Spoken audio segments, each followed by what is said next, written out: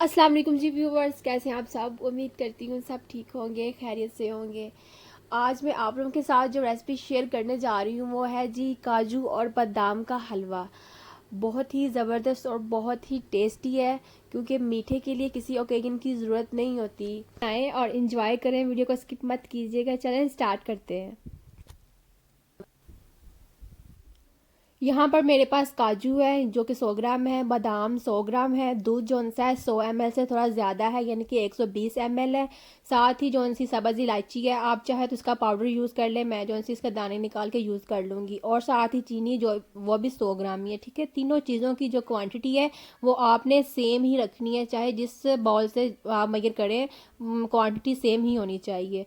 तो बादामों को मैंने भिगो के इसका छिलका उतार लिया था। और काजू जौन से हैं ये भी पैकिंग में, और इसकी पैकिंग जौन सी है वो भी 100 ग्राम की है। तो सबसे पहले हमने बादाम, काजू और दूध का डाल के जौन सा इसका पेस्ट बना लेना है। आपको एक जग की या ब्लेंडर की या जूसर जिसमें भी आप बनाते हैं उसकी ज़रूरत होगी। तो सबसे पहले हम इसमें बादाम डालेंगे, फिर काजू डालेंगे, और काजू डालने के बाद हम दूध डालेंगे। पहले हम 100 ml के करीब इसमें दूध डालेंगे। उसके बाद अगर तो पेस्ट थिक बना, यानी कि इसका जो पेस्ट है अगर ब्लेंडर में ना चला, तो फिर हम थोड़ा सा दूध जौन सा वो इसका और ऐड करेंगे। ये देखिए 100 ml जौन सा है, जिस बॉल से मैंने वो मैयर किया था उसी बॉल से मैंने दूध को मैयर कर लिया है। तो मैं ये दूध जौन सा इसके अंदर डाल रही हूँ, यानी कि 100 ml दूध जौन सा वो मैंने इसके अंदर डाल दिया है। तो हम इसका पेस्ट बना लेंगे, थिक सा पेस्ट बनाएंगे। ये देखिए, अगर ऐसा हो, अगर चल रहा हो ठीक से तो फिर ठीक है। अगर बहुत ज़्यादा थिक हो जाए तो आप थोड़ा सा दूध इसके अंदर और ऐड कर सकते हैं।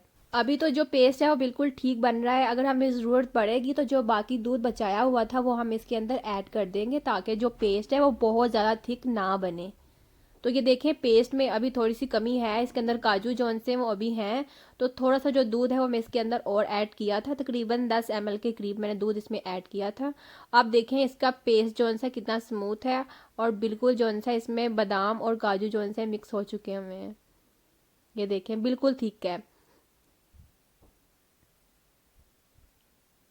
तो अब हम एक कुकिंग पॉट लेंगे, कुकिंग पैन ले लें, ठीक है। उसमें जो ऑयल है वो भी मैंने आपको बता दिया था, घी इस्तेमाल करना है, कुकिंग ऑयल यूज़ नहीं करना आपने। ये देसी घी है जिसकी मैं रेसिपी आपको पिछली वीडियो में दे चुकी हूँ, आप जाकर वीडियो देख सकते हैं, ठीक है। देसी घी जो मैं यहाँ पे यूज़ कर रही हूँ ये भी 100 ग्राम ही था। मैंने पहले बता दिया था कि क्वान्टिटी जो सी है सबकी एक जैसी ही होनी चाहिए, कम हो जाए लेकिन ज़्यादा ना हो। तो जो देसी घी था वो मैंने इसके अंदर ऐड कर दिया है। जैसे ही जो घी है गर्म होगा, जो हमने पेस्ट बनाया था काजू और बादाम का वो हम इसके अंदर ऐड कर देंगे।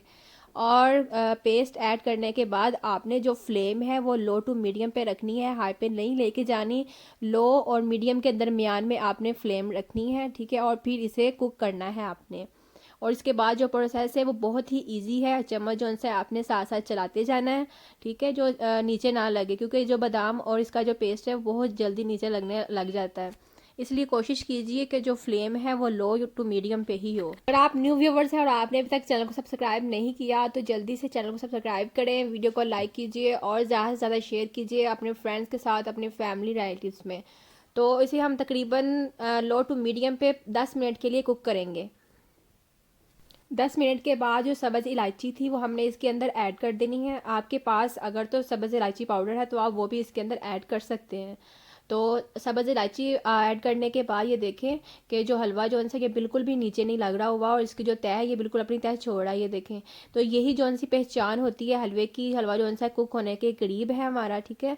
तो यही इसकी पहचान है। ऐसे ही आपने कुक करना है इसे 10 मिनट के लिए, लेकिन लो फ्लेम पे आपने कुक करना है। और 10 मिनट के बाद आपने सब्ज़ इलायची इसके अंदर ऐड करनी है, और उसके बाद आपने इसमें चीनी ऐड कर देनी है। चीनी जब जैसे ही ऐड करेंगे तो तब आपने चम्मच जो सा है साथ साथ ही चलाना है, क्योंकि चीनी जब मेल्ट होती है तो वो नीचे लगने लग जाती है। इसीलिए चीनी का जो कलर है ये भी अभी चेंज होगा, हलवा जो सा चीनी के कलर में आएगा जब चीनी मेल्ट होगी। तो यहाँ पर साथ साथ आपने चम्मच जो सा चलाते जाना है। तकरीबन 2 से 3 मिनट लगेंगे चीनी को मेल्ट होने के लिए। फिर तकरीबन 3 से 4 मिनट के बाद जो हलवा जो सा हमारा बिल्कुल रेडी हो जाएगा।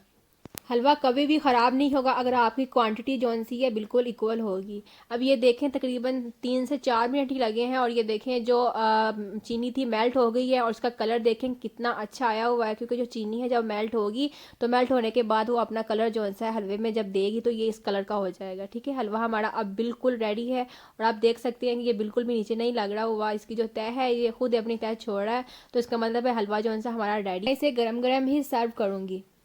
सर्व करने के लिए आप इसे एक प्लेट में निकालें और निकालने के बाद आपके पास जो भी ड्राई फ्रूट्स हैं आप उसे क्रश करके इसके ऊपर ऐड कर सकते हैं। तो मेरे पास बादाम और पिस्ते थे जिसे मैंने क्रश किया और क्रश करने के बाद इसके ऊपर ऐड कर दिया। आप कोई से भी ड्राई फ्रूट्स जो इनसे क्रश करके ऐड कर सकते हैं। मैंने पिस्ते और बादाम के साथ ही इसे गार्निश किया है। आई होप आपको वीडियो अच्छी लगी होगी। वीडियो अच्छी लगी तो ज़रूर लाइक कीजिएगा और शेयर कीजिएगा दूसरों के साथ भी।